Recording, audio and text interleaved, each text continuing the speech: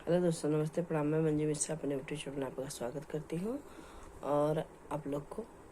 विवाह गीत सुना रही हूँ। कैसा लगे कमेंट में जरूर बताना। पूर्व पश्चिम सागर तालावा पुराइने हाल हरि दे ओही घाटे कावन धुलै धोतिया कचार पूछली दुलहिनी देई बात के कर है तू उलरू से दुलरू कवनी बहिनिया क भाई के कर है तू उलरू से दुलरू कवनी बहिनिया क भाई केथुआ बनी जिया चले हैं बर सुंदर के करे साग रे नाहाय बाबा हो कवन राम क उलरू से दुलरू बहिनी कवनी देई क भाई सिंधुरा बनी जिया चले हैं बर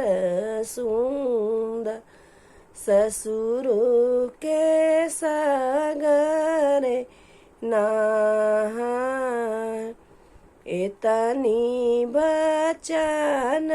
सुन बेटी हो कवनी देई धावल माया लगे जाए जमन ही बार माई नगर ढूंढ तू है से भर सागर नहाय एतनी बचन सुन बेटी हो कवनी दे धावल भाभी लगे जाए जमन ही बर भौजी नगर खोज तू है उबर सागर नहाय आवन दोइया पलंग चढ़ी बैठ ले जा तू बयरन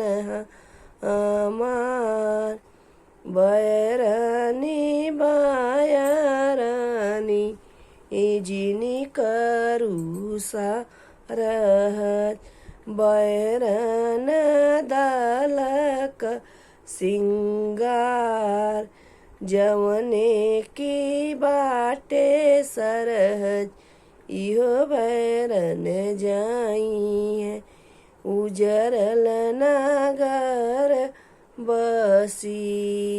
जाए।